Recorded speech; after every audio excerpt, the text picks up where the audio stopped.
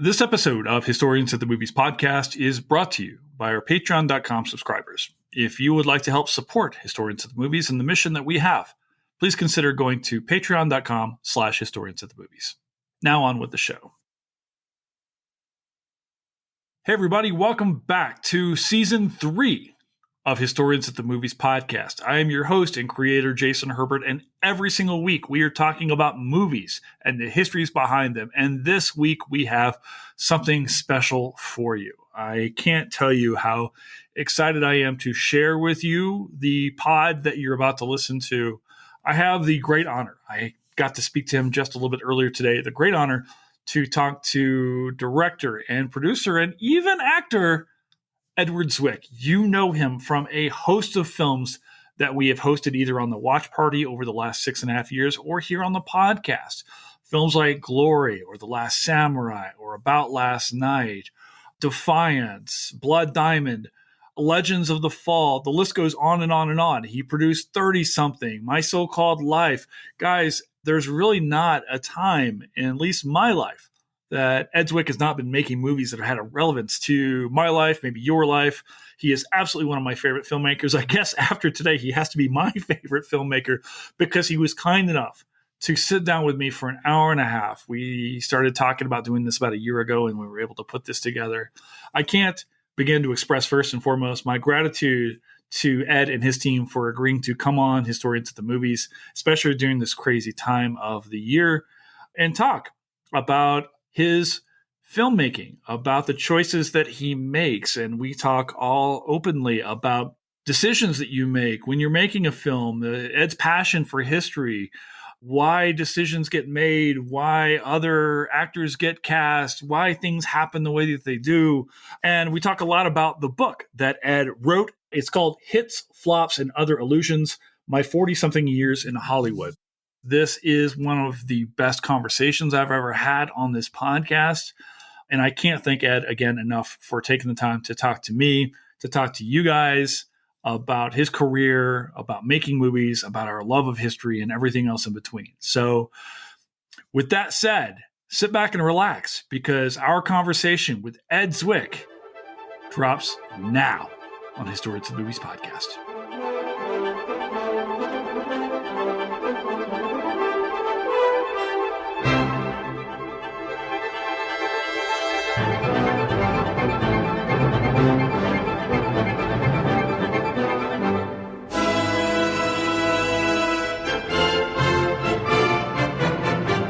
You told me the other day you've been on the book tour for the longest time, right? Well, I mean, first of all, everything is, I did the real tour, that was just a couple of weeks. I did a bunch of cities and everything else then becomes virtual. And I've sort of tried to do what I could interstitial to my day job, which happens to be trying to, make movies. That small aspect that's, in the book. I've got it here. I've read this thing twice now. Actually, I should tell you this. I had you read it to me the first time. Oh, really? You listened to that? I was a little bit reluctant to do that because I'm not an actor, and I deal with such talented actors all the time. But it came out okay. I always find that on the memoirs, like whenever I read and stuff like that, I always like to have the person talking to me just because it's the aspect of like, there's the intonations, the stuff that you can, that whenever you're reading to me that more than whoever is hired to do whatever. And, you listen to other history books and stuff like that. It's fine. But, it's more like you're telling me the story. Yeah. But a bad reader can ruin a good book, I have found. And I'm sure you have too. I have friends who are bad readers. I'm not going to say who, but they listen to the pod. They will remain. Yeah, I can't do it. I will stop listening to something if the woman or the guy is bad. Life is too short. Do you read a lot? Oh yeah, sure. I had come across. I used to be along the lines of whenever I pick up a book, I've got to finish it. I've got to read the entire thing and so forth. And that's changed recently, where I've just kind of gotten to where. Trust me, it changes with age. As the runway becomes a little bit shorter, you realize that there's time in life that you won't get back, and it's not worth spending on a bad book. That's for sure. I tell you, I was telling you in the email that I've hit 47 last year, and I was standing in front of the mirror the other day, and you hit the nail on the head because I realized there's more white now in my beard than black, and it's, I'm feeling it a little bit at, Mhm. when I'm just like looking around going, geez. I have no sympathy. None expected. Let's talk about this book. Let's talk about your career. Let's talk about anything else that you wanna get at. But I guess first and foremost, why write the book? Like, why now? And what was that experience like? I think it was in some way it befell me because of COVID. I was about to start something, and we were shut down literally the day before shooting was to begin. And I was in New York City and flew out on the last plane when they shut down the airport. Found myself back home, sitting in my bed, becalmed, and I don't do well in that circumstance. There was no wind in the sails, and I just sat there for a bit and did something I'd never done before. Really, I went back. I was alone in the house a lot, and I looked at a couple of my movies. I am not that person. I don't do it. I don't think I've ever really gone back and looked at them, because when you make them, you become really a little bit tired of them, and you know them too well, and you stop. And maybe my kids might have watched something now and then, and I would have walked past the room and stuck my head in. But anyway, I did that, just a couple. And what was amazing to me is not that I looked at what worked or what didn't, or what I tried to do or didn't do, what succeeded or what failed, but I was really struck by the recollection of all these relationships, these remarkable people, these people of great gift and character and difficulty and eccentricity, and that I had been in deep, deep relationship with so many of them, some of which were abiding, and many of which that just had disappeared. And what did that mean? And it felt like there was the sum of a life there that I had never quite looked at in toto.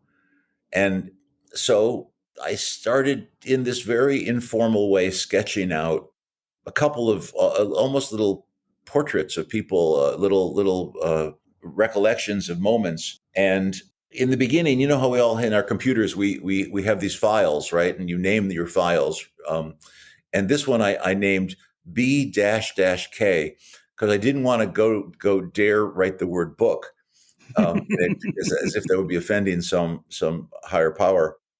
But eventually, it started to accumulate, and God knows, COVID went on and on. And I thought, okay, well, this is not the most conventional way to do it. When you write a book, you try to sell a presentation to a publisher, you try to get an editor interested, you try to do or get an agent, all these things.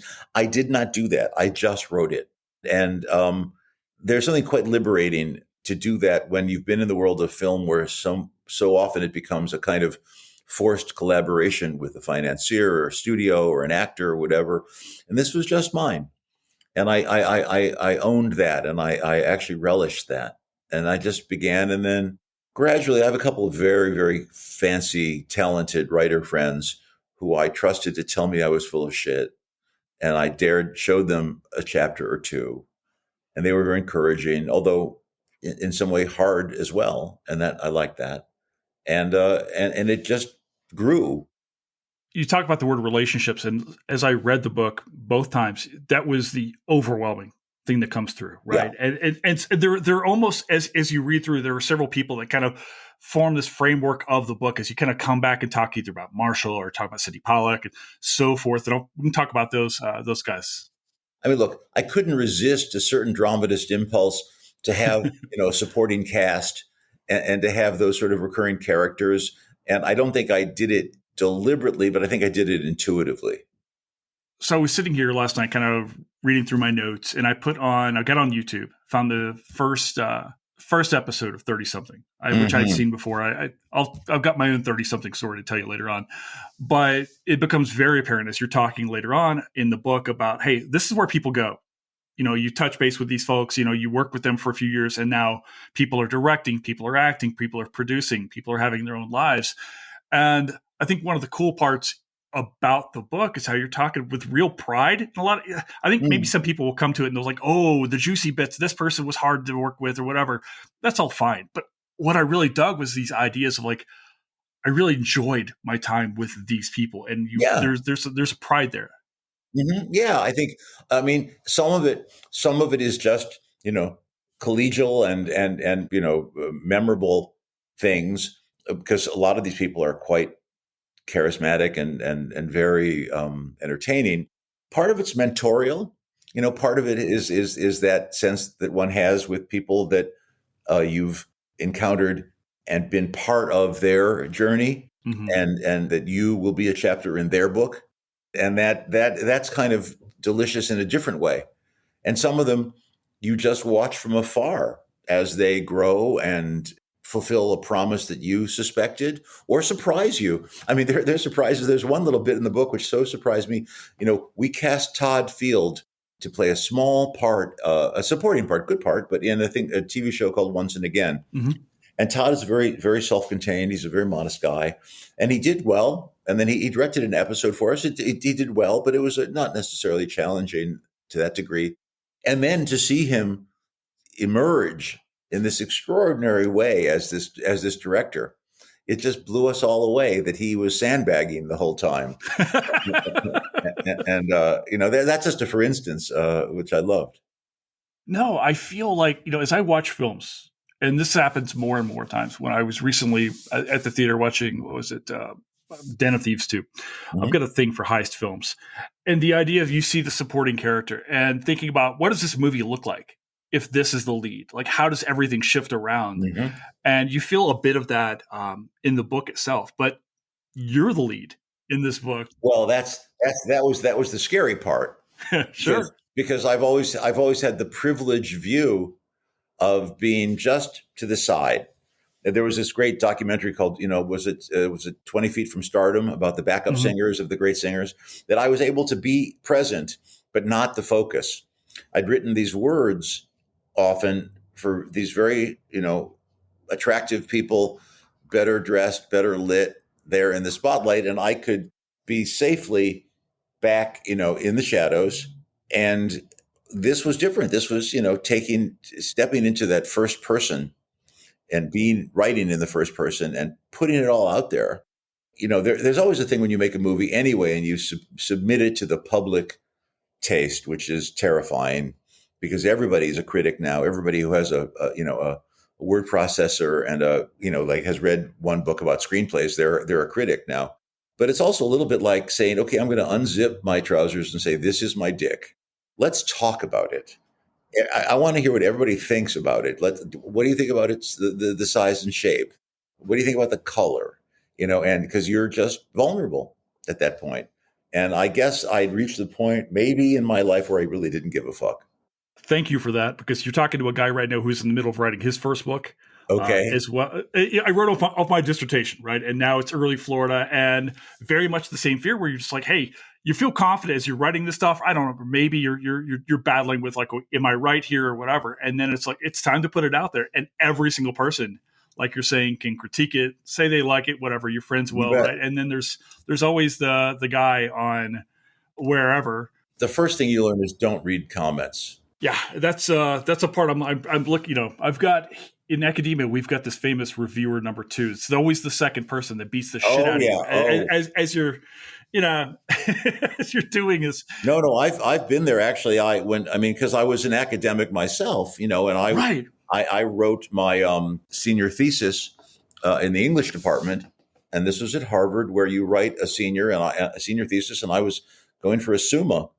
And to get a summa, you do your generals, and then you have orals.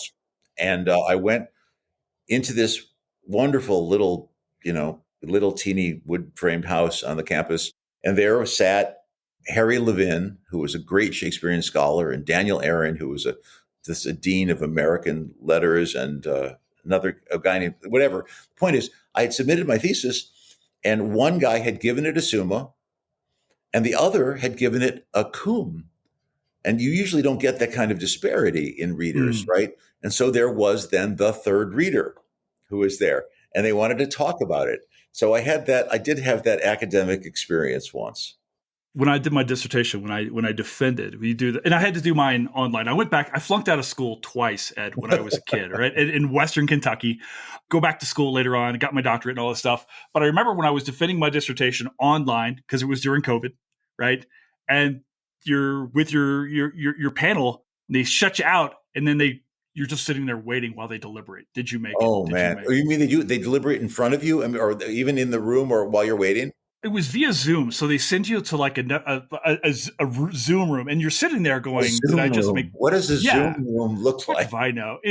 What I can tell you what it looks like. It looks like a hot room in South Florida Got it. where this 40-year-old guy sat there just worrying his balls off that he like made the biggest mistake of his life. Of course they open up the door and they're like, "Congratulations, Dr. Herbert. Here's all the shit you have to fix." Got it. So you almost went to law school. Yeah, well, I mean, almost. When I was a senior, I took a course in con law that was taught by a guy named Paul Freund, a wonderful man who, had John Kennedy lived, would have maybe been his next nominee for the court. And then he was killed. And so he went into academia and lived there the rest of his career. But it was a wonderful course. And I got to know him a little bit. And at that time, my father went bankrupt. It was the third time. And I was scared. I was a middle class kid. And what am I going to do? And at that time, there only seemed to be three options of what fancy educated kids were doing. They were going to work for McKinsey, or they were going to B school, or they were going to law school.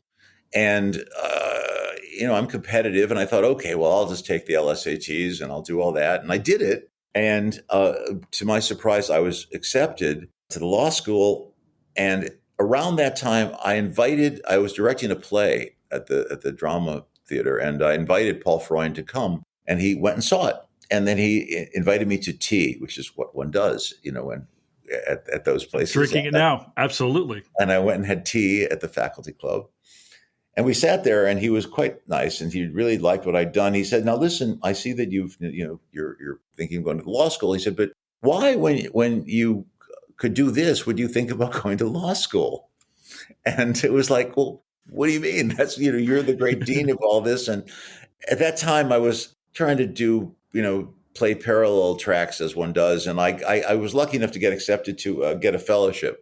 And I got a fellowship, and I went abroad instead. And when I told my father that I turned down my acceptance to law school, we didn't speak for 2 years because I was ruining my life. Yeah, right. There's this idea that like this is your ticket out of middle class. Why did you go to Harvard, Ed? That's if right. You're not going to go be to law school, right? That's right. And you're still a kid here, right? You're like, what, 22, 23 at this point in time? 21 at that time, yeah. Oh, God, that's your baby at that age. Yeah. You make the decision to go out to California. No, first I go to Europe, actually. I was in France for a couple of years, and then I go to California. But going to California was like everybody who's ever gone to California, which is that you have this vision of yourself, and you go to sort of create yourself in that image. And I arrived. I'd never been to California. Actually, I'd been to Northern California, but I'd never been to LA. And I arrived, and there were fires. This is, ironically, there were fires up in the hills, and the smoke was in the air, and the moon was red, and there was 190 degrees or something. And I thought, what the hell have I done? I arrived in Colorado, like I was telling you, a year and a half ago. And I'll tell you what, I got here. I was like, I cried that night. Full grown man. Yeah. I was like, what the hell did I do here? That's right. I had no experience out here, and thinking, okay, this is what we do. Yeah. You're a young guy. You talk about this in the book a lot. I don't want to ruin the book because I want people to read this thing. But how do those early years, when you go to AFI, you talk a little bit about, imposter syndrome. Like, what am I doing? You grow up and you're watching Kurosawa, you're watching all of these guys. Mm-hmm. Now it's time to go put your dues in. I still feel it when I see a great piece of work. Really? I think it's humbling always to look at the best stuff, because when you look at the crap, there's also the fear of identification. It's a fear that you're going to be like somebody who, aims low and hits the target. I don't think that's a bad thing, imposter syndrome. I think that's a little bit about the fact that you don't have any kind of mastery, and you shouldn't have it. It only comes with a lot of very hard experience and a lot of experimentation and failure and all those things. And I think you're right to feel imposter syndrome, because we all are. I think to have that uncertainty. I could name some very, very famous artists of all kinds, actors, directors, but also musicians. I mean, Barbra Streisand ended up having to take beta blockers for years of her life because she had such stage fright at the height of her career. And I know a lot of other people like that. I think that's there was a very interesting book I remember reading. It might have been Rollo May, and the book was called "The Courage to Create." It was about that fear of daring to disturb the universe and daring to be disruptive or daring to emulate those voices that had been influential. And I was, beleaguered by those voices a lot. Professors, parents, the great, pantheon of writers and directors, artists that you've loved. And I think I was their slave for a long time. And I think it was holding me back. I was imitating them and I was a pretty good mimic, but I was obviously falling short and a little bit ashamed of that. And it took a certain amount of violence to those shibboleths to actually break through into what became my own voice. I'm guessing this is your time when you were working on Family? Yeah, that was part of it. I mean, it was a very well respected, very well put together show, and it had its own ambitions, but it also had a certain amount of not dissembling, but politeness and nicety that was not authentic. And I was part of it, and I was imitating it. And to some degree, we all imitate it still in our work. Whenever you're working for the public and you're putting something out there, you are being as authentic as you can be to within the limit of their ability to accept that harsh reality. Because you're doing a simulacrum of reality. You're not putting reality out there. You put reality out there, it's first of all boring as hell and also as upsetting. So it's always, and by the way, the book is the same thing. A memoir is an act of creation. Mm-hmm. It's not just a recording. You are creating a character of yourself and putting yourself in a context. And even the way you describe the context is editorial and it reveals a bias. And so it is an entertainment as well. And I was aware of that. I wanted to do something that was at once honest, but also entertaining. That's my nature as an artist. Yeah, you've got to have something that's going to get people to turn the page. Yeah, well, or go, put the warm butts in the seats. Yeah. Yeah. I mean, it's the reason why you cast, pretty people get cast in films, talented people, hopefully. But I actually want to ask you about the book itself, because you talked more, you talk early on in the book of like, who am I to write this book? And then you kind of make this joke about like, okay, I'm going to name drop in the book as well. And I'm sure there are tons of stories not in the book that, you decide, hey, I'm not going to tell this story because I don't want to tell a story. This doesn't belong here. I tried to draw a bright line. Those stories that were personal, that had nothing to do with the movies, those things that I knew about people or about their lives or about even some of my own, although I was a little less inhibited about my own life, but I decided that I could tell stories about people whose behavior or whose process or technique really affected the work or were part of the process. And that I felt was fair game. In addition to which, if anybody's stupid enough to misbehave around a writer, well, then they deserve what they get. Were there times early on when you were, say, working on Family and, in Hollywood early on going, I don't think I'm going to make it. Maybe I should go home. Maybe I need to go back to Chicago. Maybe I need to go back to... Was there ever the time when you were like, it's not going to happen? Well, yeah, the first few years, even I think once I started doing Family, I was getting a paycheck. And so there was the inducement of that, and never having had a nickel, getting that kind of money was pretty comforting, and it was encouraging in its own way. Mm-hmm. This highfalutin idea about what was authentic or not comes a little bit later. It doesn't come, that first week or month or even year. But before that, sure, because I was mooching off my girlfriend at the time, and I was not really contributing to the rent, and I was driving a car that wouldn't work, and I was doing crummy jobs and anything that I could to make money, and so sure, there were that was about at least a 3-year process, and during that time, those guys who had graduated.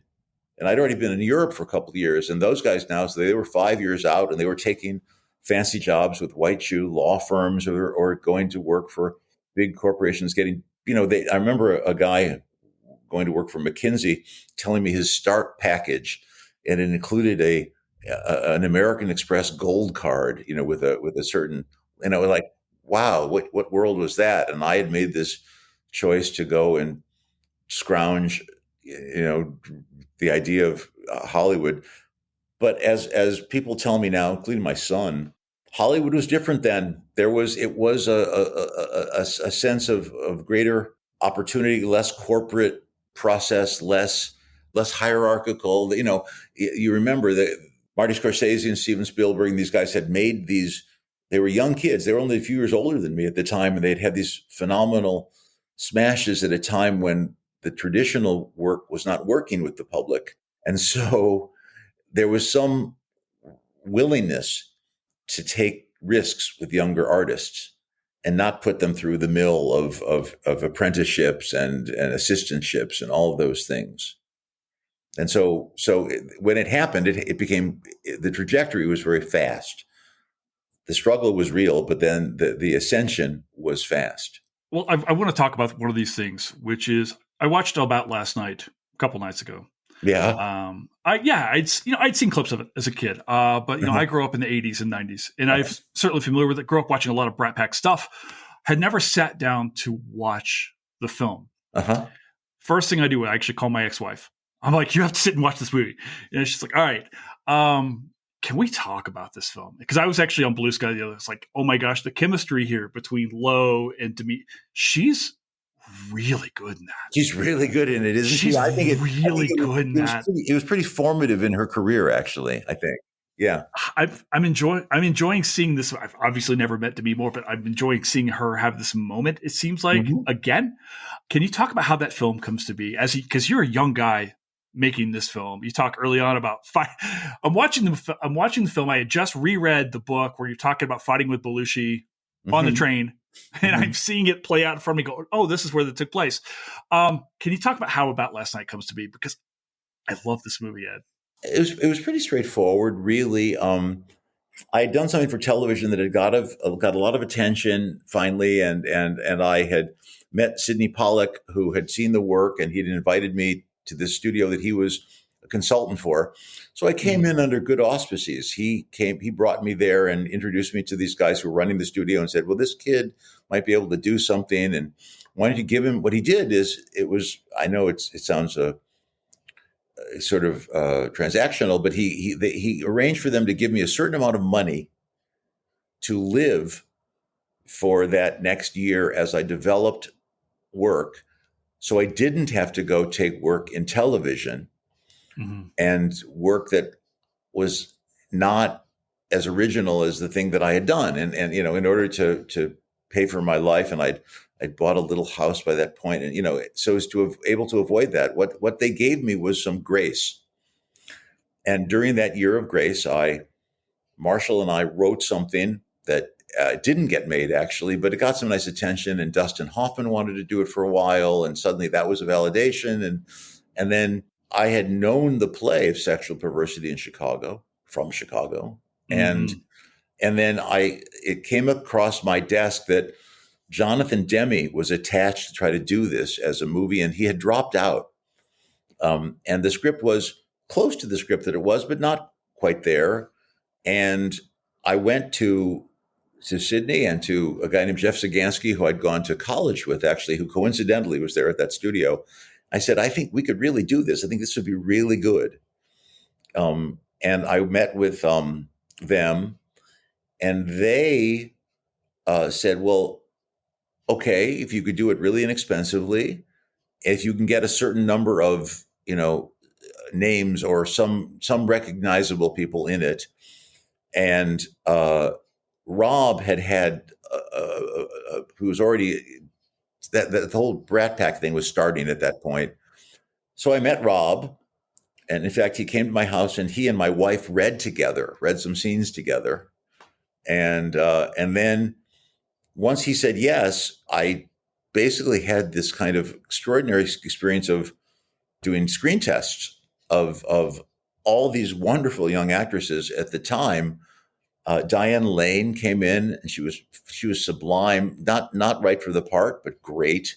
Melissa Gilbert, Phoebe Cates. There were a lot of young actresses, and Demi came in and just took it, just blew me away. I went, okay. And once told them and I showed them the screen test, they said, okay, well, we're going to make this movie, and then the other parts just cast whoever you want. And I had seen the producers, Stuart Oken and Jason Brett, had known Jim Belushi in Chicago. And I knew John a bit when he was out in LA.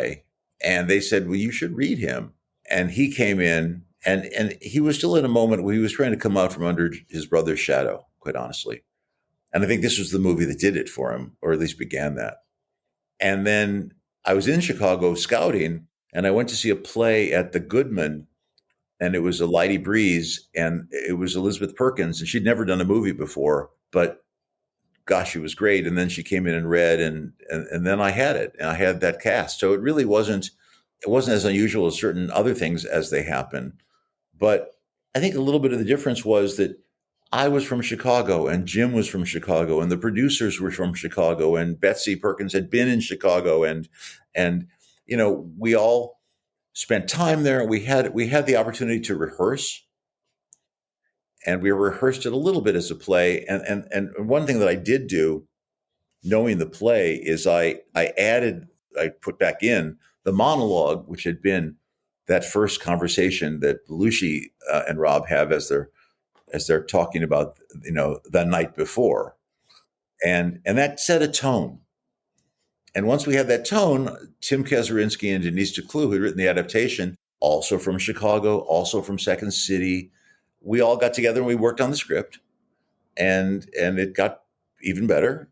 And then we just had this delightful experience of making a movie. We didn't have a lot of time to make it, but something I'm really kind of proud of is that last scene when they've broken up and they're seeing each other in the softball field. We had to shoot that the first day. Really? Yeah. And that's a testament, first of all, to those actors, but also to what we had done before to prepare ourselves for what might have otherwise been a play or something. So they had that connection, and we knew the voice, and the emotion that's there. It's present, and you'd think it's the last day of shooting, but in fact, it was the first. I have to ask you. In fact, I'd made a note of myself to ask you about this as the final question, but I'm going to ask you now because I have to know, and I'm terrified of not asking. Okay. Are these two characters still together? Like, do you, in your mind's eye, in your mind's eyes, as you're creating these stories, do you go, okay, beyond that final scene where he's chasing her down, right? As the camera's kind of panning back. No. Do you think about? Where are these kids? I don't think people at that age, who get together, necessarily make it, because I think you're in love with love in a way that is beautiful and appropriate, age appropriate, certainly. I do know two couples, both of whom met in college, one of whom broke up 15, 20 years ago, and the other of whom is together. So I guess I wouldn't say an absolute no, but I think that the actuarial tables are probably against it. In the book, you talk about that first love you were talking about a little bit earlier when we were talking. And I remember reading it or listening to you talk about it at first. I'm driving, and I'm like, oh man, I felt like I know where this story is going from this time you start talking about it, right? It's that 22-year-old, 23, you're like, I'm in love with this. And I'm just like, oh, Ed's about to get his heart crushed. Okay, yeah. Go on. Yeah. Yeah. Tell me about it, because I've been there. Yeah. All right. This is a history podcast. Yeah, let's talk about history, because God knows I've liked that you guys have talked about that before, and history in the movies. It once occurred to me actually to actually teach a course, and I came close to saying the theme of the course, or even the title of the course, would have been history in the movies and the movies in history. And that to me is such an interesting subject, how each affects the other. The moment at which a movie is made and how it reflects the politics of its moment, the revisionist history of the moment, and vice versa, and how the the movie depiction of events affects the understanding of those events in some contemporary life. It's a great subject. I remember that was one of the first things you told me whenever we were kind of chatting on Twitter one day. And I'll tell you that I've taught your films in class before when I was teaching. Cool. Legends, especially. God, I love this. I love that film. I guess we got to talk about Glory. Sure. That's the big thing. Do you ever get tired of talking about Glory? There are certain stories that I've had to tell again and again, so maybe a little of that. But the truth is, it's the longest chapter in the book. And I realized as I was writing that chapter, I could have written that as a book. There was so much more I could have written in it, about it, that there is stuff still to talk about that's interesting and that was challenging at a order of magnitude that I had never expected and still sort of marvel at. I marvel at my own temerity. I marvel at my luck. I marvel at the at the weird kismet that allowed me to do it. I try to understand it in context now. I try to think of making it now. What that would have been. All those things actually arise to me. So no, I'm happy to talk about it.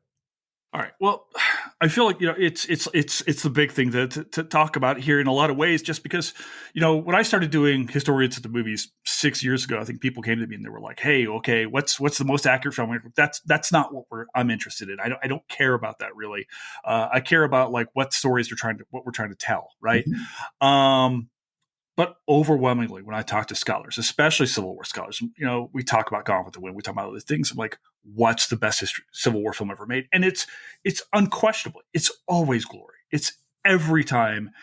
I'm not a Civil War historian, but every Civil War historian I talk to is like, this is the film. This is the single most important film about the war. Well, I mean, overwhelmingly, it's an amazing thing to hear.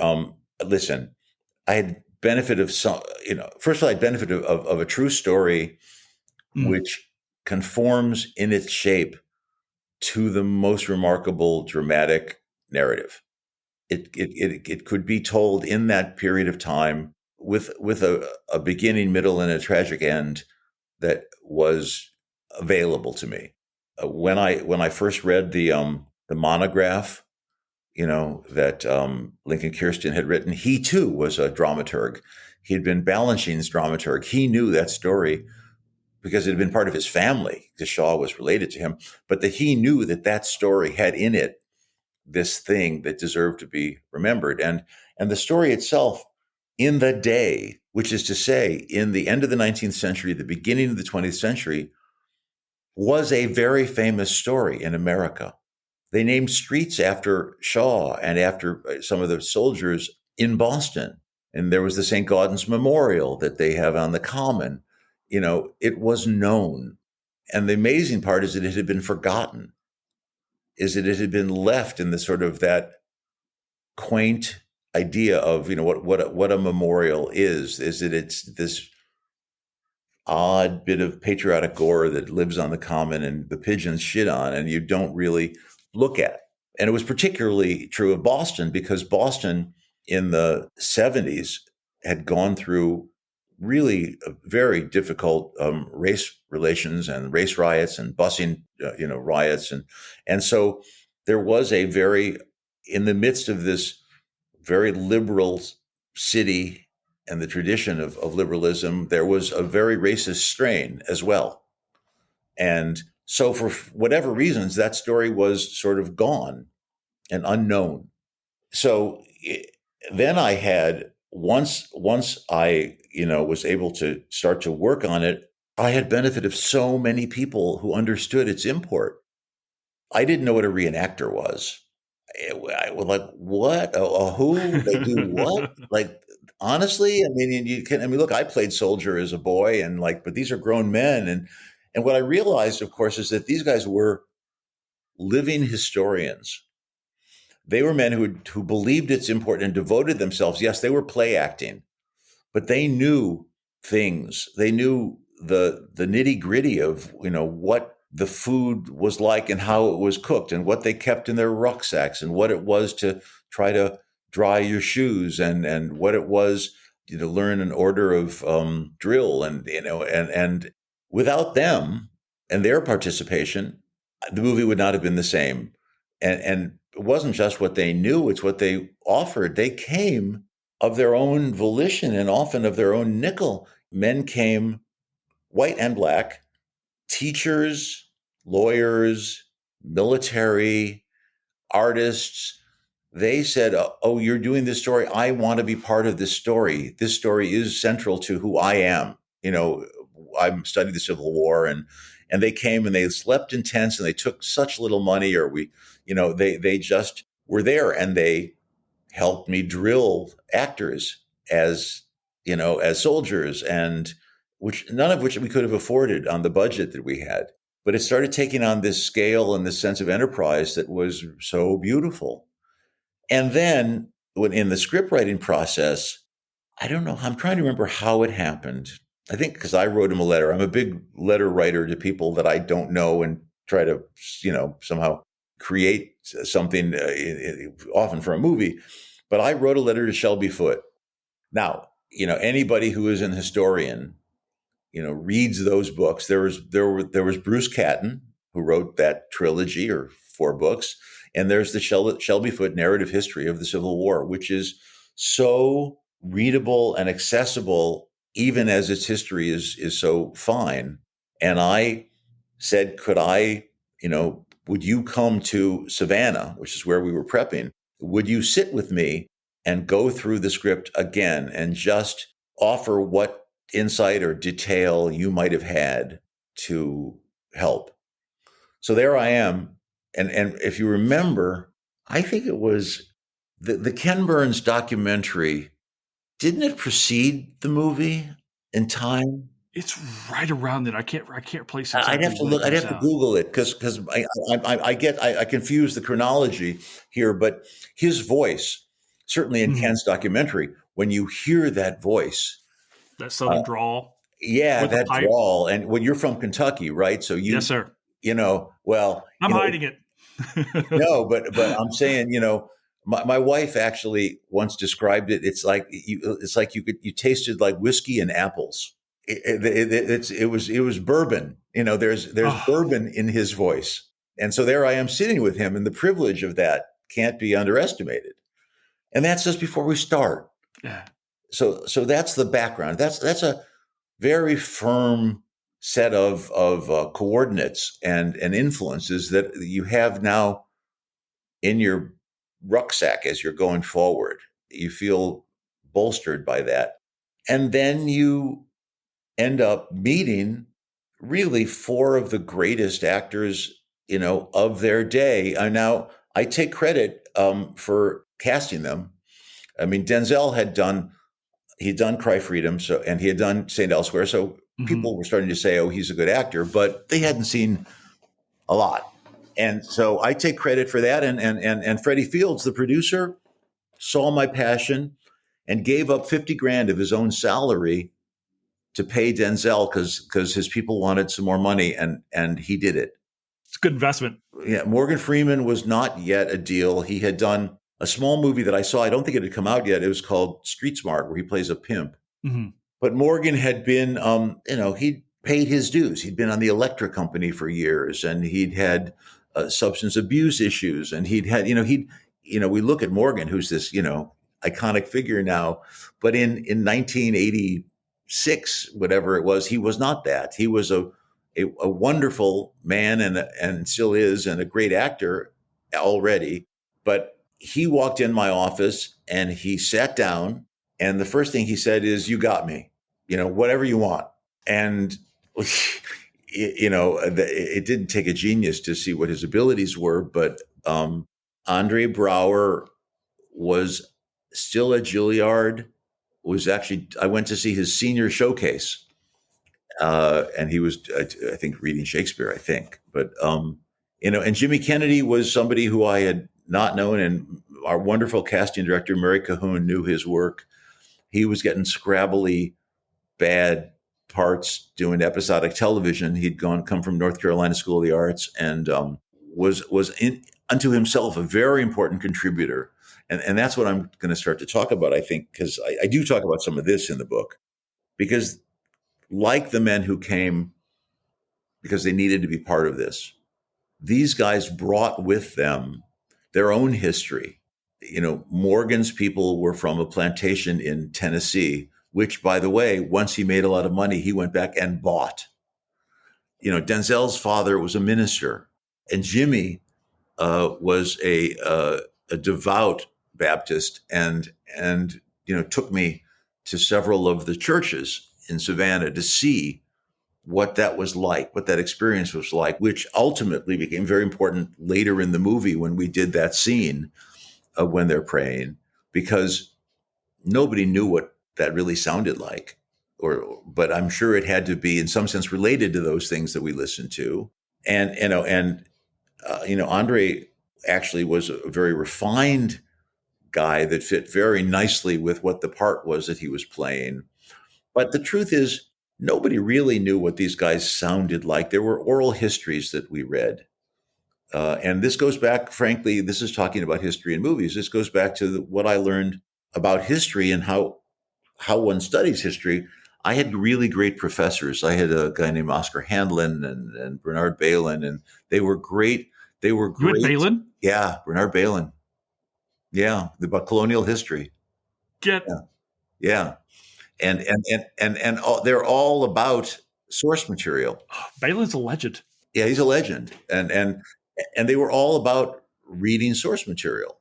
They were the guys who had overthrown the cliches of what the period was, and they did it by trusting source material.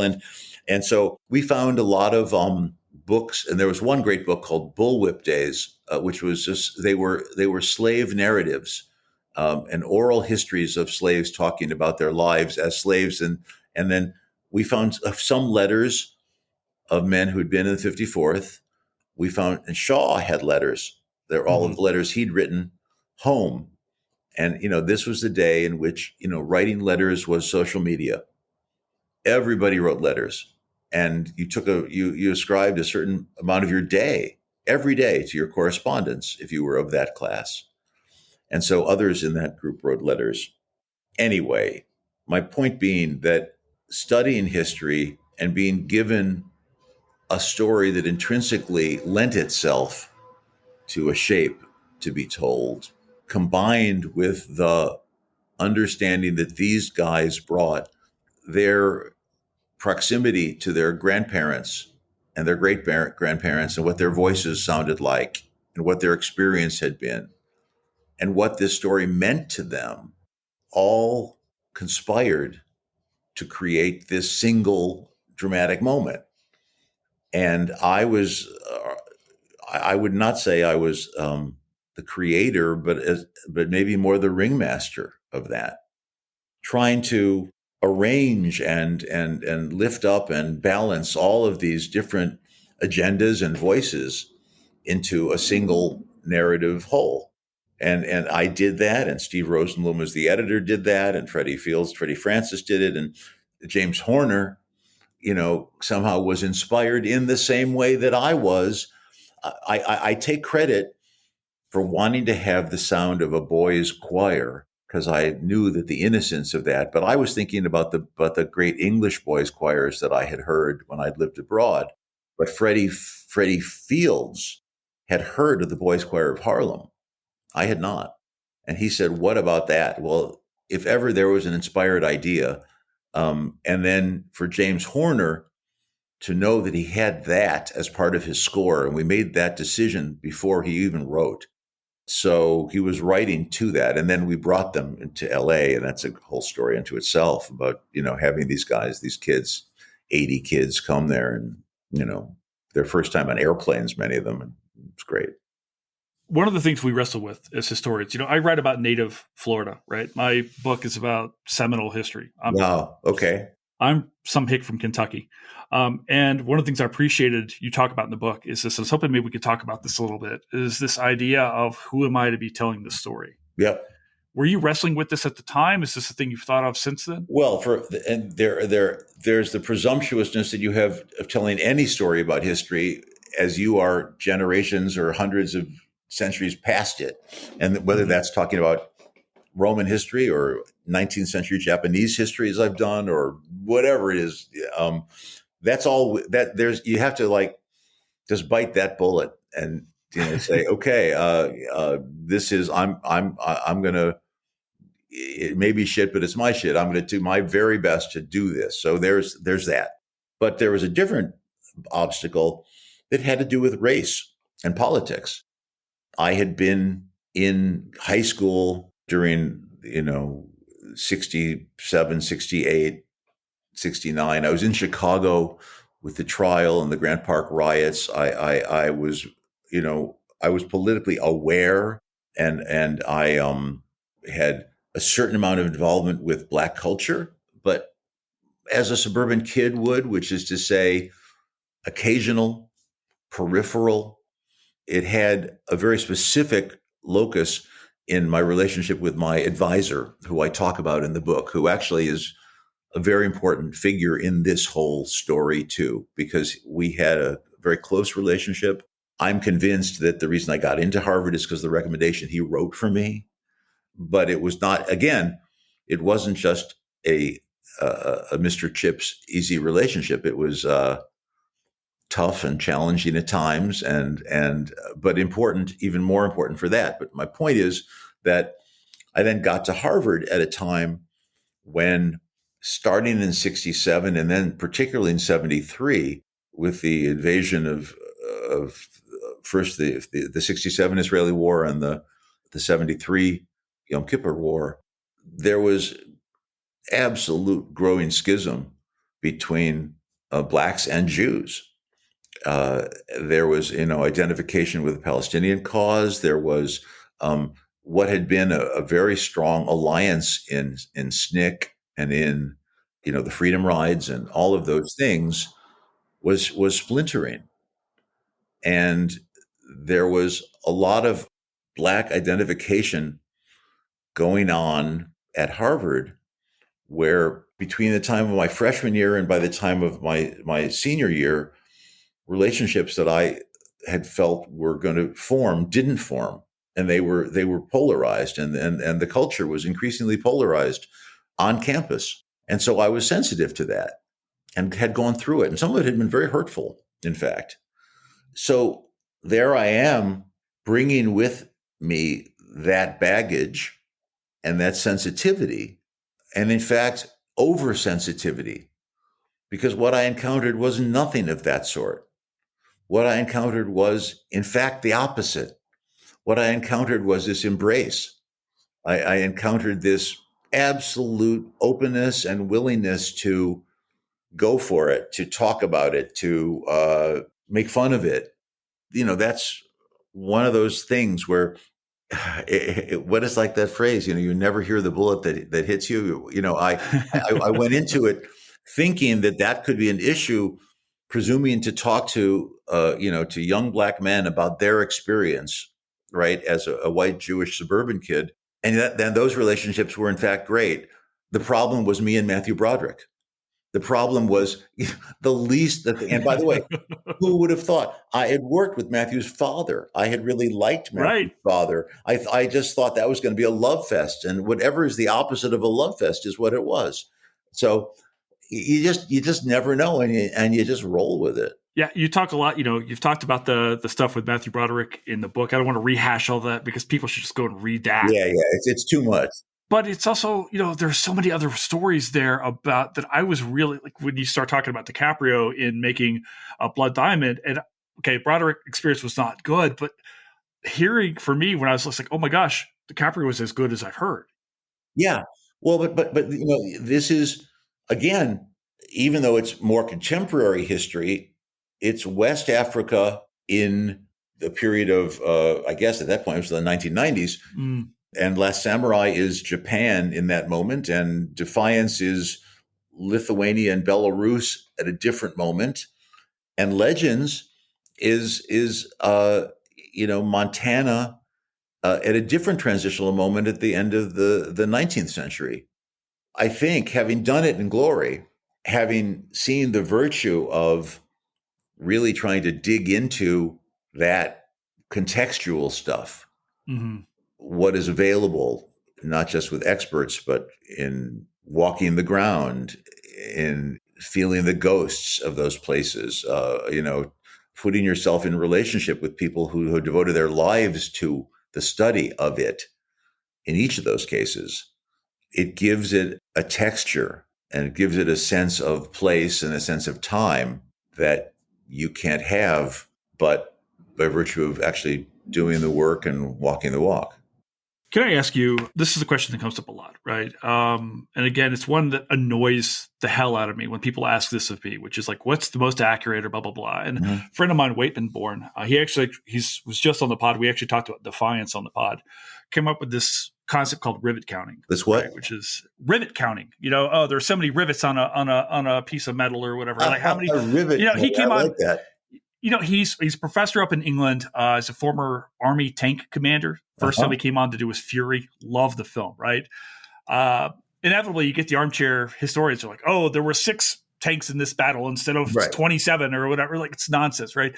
But Ed, you're the first director I've had on the pod. So I want to ask you, as a filmmaker, history is obviously deeply important to you. How do you make the decisions between saying, hey, okay, I need to be able to go, because you're not making documentaries. That's not what you're trying to tell stories. Like, how does this weigh on you? I think it gets down to something very hard to talk about, which is intentions, purpose, instinct, taste, and a certain sophistication. There are intrinsic parts of historical moments that are necessary. Those are the totems, those are the stations of the cross of any particular story that are necessary to be understood.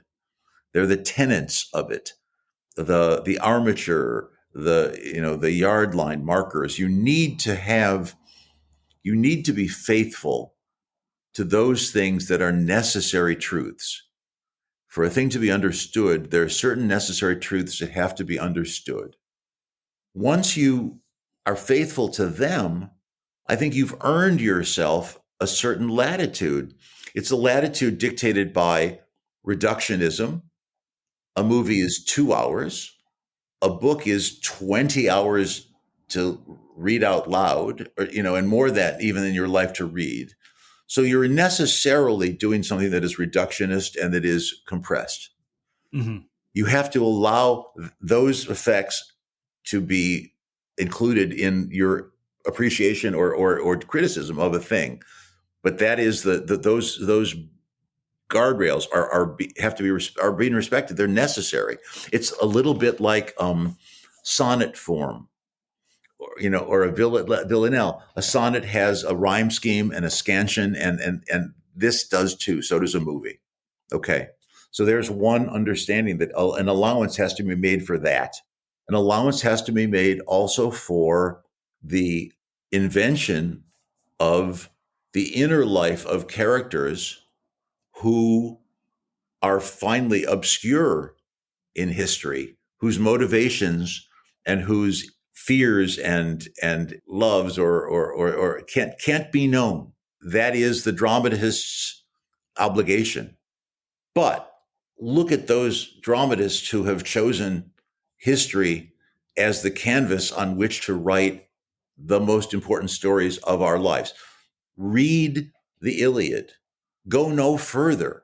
Go no further than the Iliad. And when you read the Iliad, or even the Aeneid, or both, you see in that story every melodramatic construct that has ever been invented: betrayal, shame, honor, and the mythological context that surround those stories. But there's Homer. Okay. What does Shakespeare do? Shakespeare looks at historical moments, and because his audiences loved history, and history gave it an armature of reality and a context. And he uses that to talk about so many stories that have nothing to do with the history, and yet use the history as the edifice on which the stories rest. We can go on with what history has meant as a means to talk about things. And I think the other thing to think about, and I'll get back to what you're obliged to do, but But genre is another one.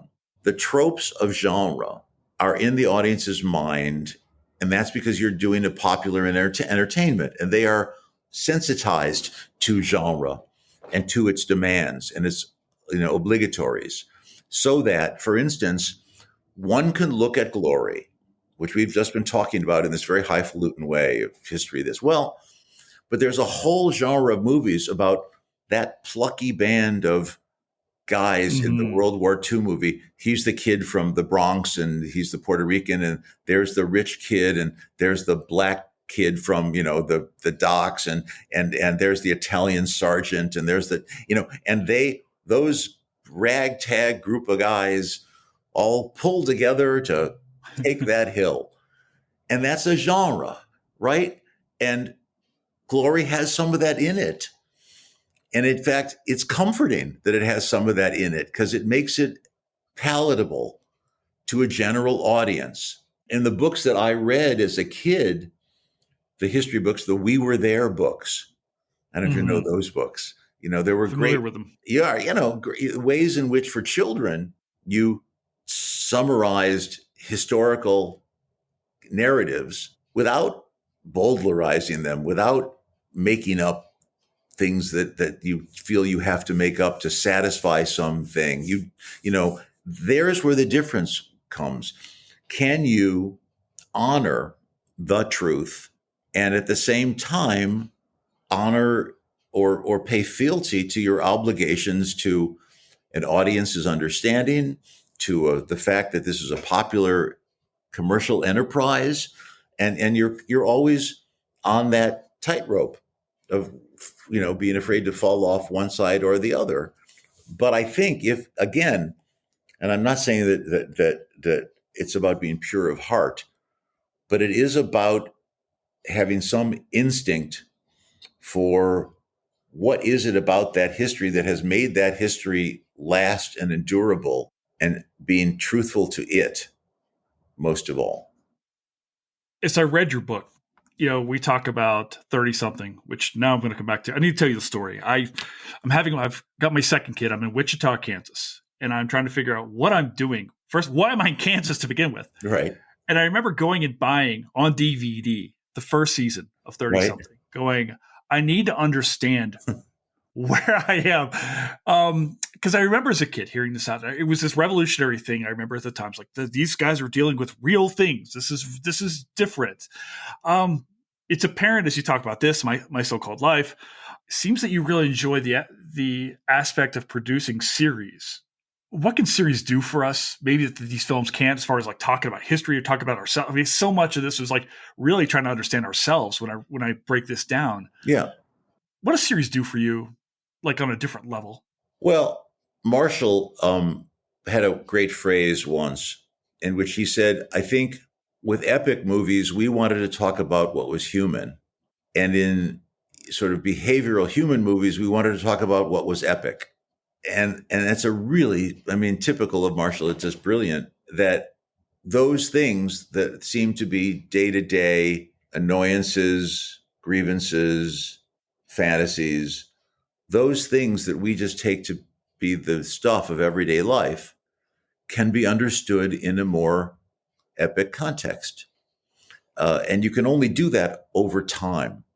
You have to focus very narrowly on things one at a time, and it can't be told just in a single experience.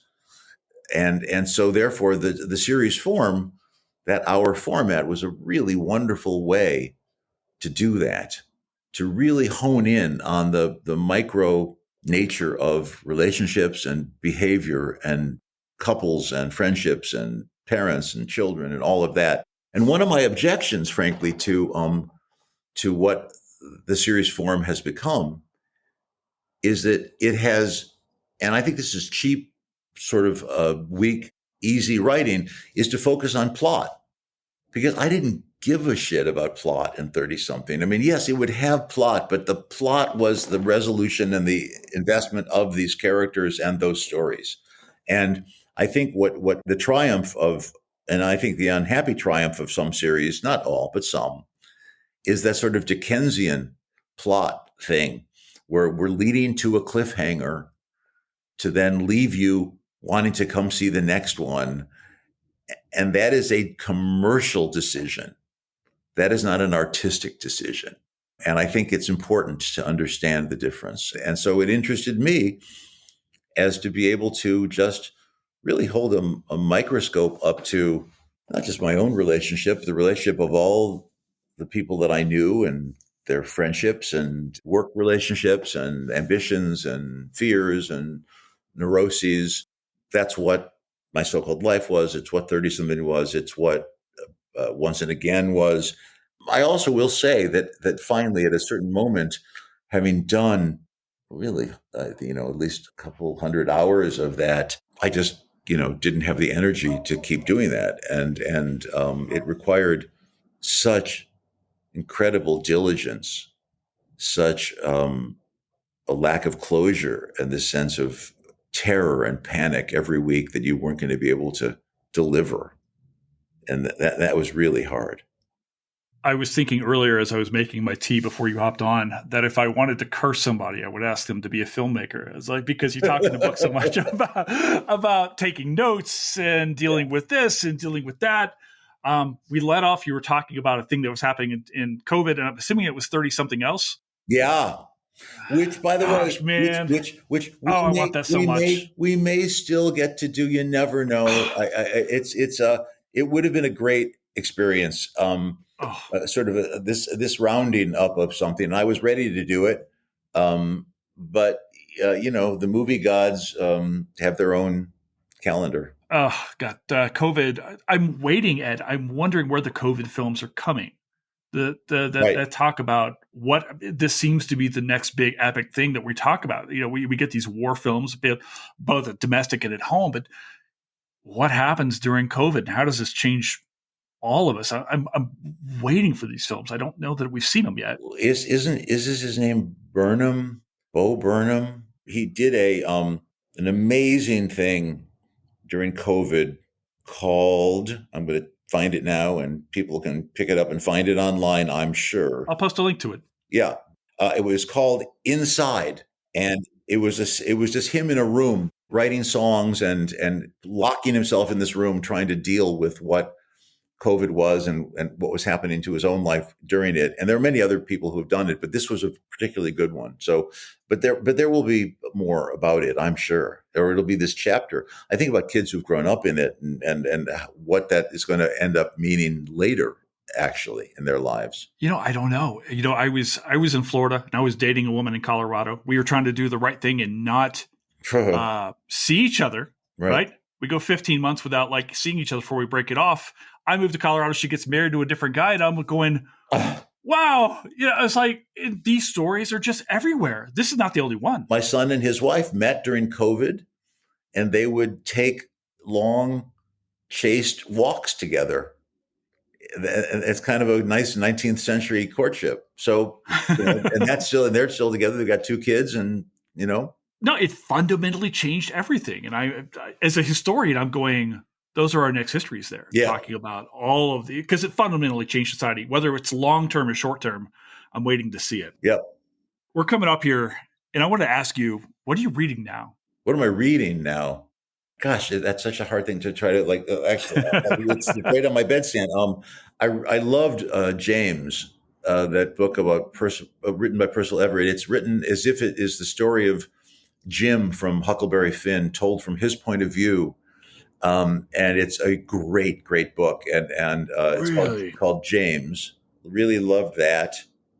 I'm reading a book about dopamine, which is called, it's called The Molecule of More. It's a book about dopamine. I finished reading a book by my friend Kurt Anderson called Evil Geniuses, which is the story of the relationship between corporations and government, starting really with Ronald Reagan and how it has led to the total gulf of economic prosperity between two classes of people, of which we saw the full coming out when you look at the dais of this administration, and we're putting the billionaires or the new oligarchs out front And in fact, on the dais for an inauguration, it used to be former presidents, congressmen, historians, social leaders. And this book actually, I think, anticipates it in some way. Do you remember Reagan's re-election campaign? You It bet. is morning in America. You bet. Right? When Trump got elected again, the first thing I could think was, it is morning in America. I remember my wife and I saying, we're just going to take a Quaalude and try to sleep for 4 years. This is not the worst idea I've heard. Right. I tell you, Ed, I'm scared. And, I talk to a lot of people, and I come from working stock in Kentucky. Right. And my family, the people who are voting this way, and I am still trying to rectify how I feel towards them. We thought that the culture wars were over, but in fact, the culture wars have won. The culture wars have become the only thing that people seem to be willing to think about or talk about, rather than, during his speech when he's talked about the fact that there are only two genders, in sports and in life and in love.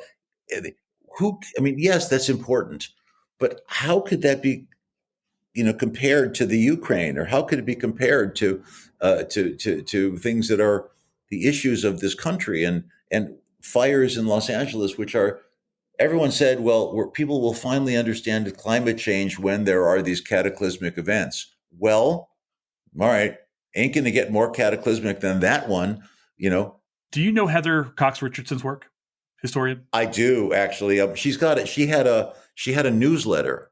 Actually, she does, yeah, yeah, which I have read. Yes, she's a mentor to me. Oh, what, a mentor? Oh, she's very smart and great. She wrote a book called "How the South Won the Civil War."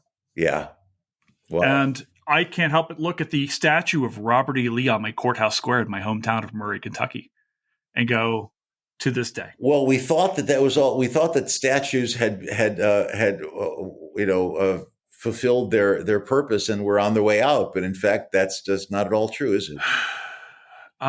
Boy, that's a whole other conversation about memory. But it totally is, right? It absolutely is. And it's still, listen, you talk about the idea of statues as history, but the idea of keeping a statue up or tearing a statue down is also an act of history. Right. That's what that is. And the statue of that guy in my hometown is an endorsement of his ideals. You bet. To this day, So for my historians out there, and you have a great love of history and storytelling, I think is probably the big thing here. And that's what all historians and filmmakers do. We're all telling stories here. Is there anything here that you want us to know, to think about, as far as the obligations of historians or the thoughts about history or why it's important? Well, what's interesting, I think, in a very woeful failure or inevitable failure of schools to really teach history as much as they might, that for better or for worse, films become now part of the permanent record. And if we're not reading really great history with source material and really deep, penetrating understanding of events and the complexity of events, I think the burden on film historians, which is makers of films that are, involved with history, is even greater. The obligation, the sense of responsibility to the past and to what you're going to present, because you're going to be referred to by a whole group of people who have no other way of understanding the past. It is no longer true, or maybe it was always true, that artists are the real legislators of the past. It's not the historians.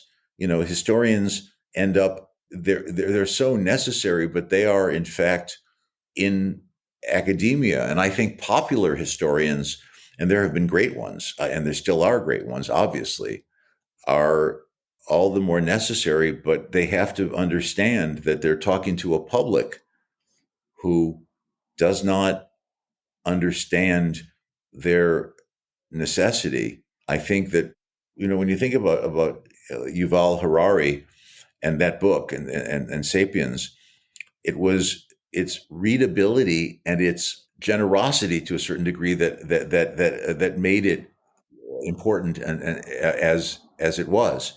And I think there's obviously there have to be those historians who are just so committed to the deep factual basis of things. But there's a need for historians to understand about taking their place in popular culture. I'll tell you somebody who's great at it was another teacher of mine. That's Doris Kearns. Doris Kearns is utterly readable and accessible, even as she's trying to present the facts. And I know there will be those historians who will take exception with any number of things that she has done. But I think what she's done is quite brilliant. No, I think that, look, if I write a book and 6 people read it, nothing changes. That's right. And what you want to do, look, you want to add your voice to a rising chorus. Nothing changes anything unto itself. You reach a tipping point inevitably, but you don't know when it's coming or where you are in that process. But you have to devote yourself to that process.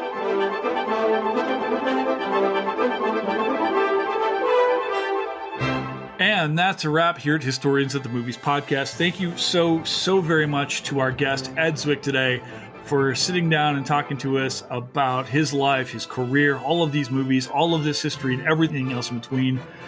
That was amazing, Ed. I absolutely owe you one. So thank you so very much for being here today. Thank you to our producer, Fletcher Powell, for making this show happen. And thank you to you guys for continuing to support HATM, for sharing this. If you like this pod, if you like what we're trying to do, please share this on social media, tag me, tell your friends about it, get the word out so we can really continue to grow. Today was a great big leap for HATM in this community, and we have so many more pods coming for you starting next week. It's going to be a great year on HATM. If you want to support Historians of the Movies, you can go to patreon.com/historians of the movies or shoot us an email at hatmpodcast@gmail.com. Guys, I'm so thankful for you. I'm so thankful for you guys being here. You keep me going. Let's keep this going. And I'll see you next week. Ciao for now.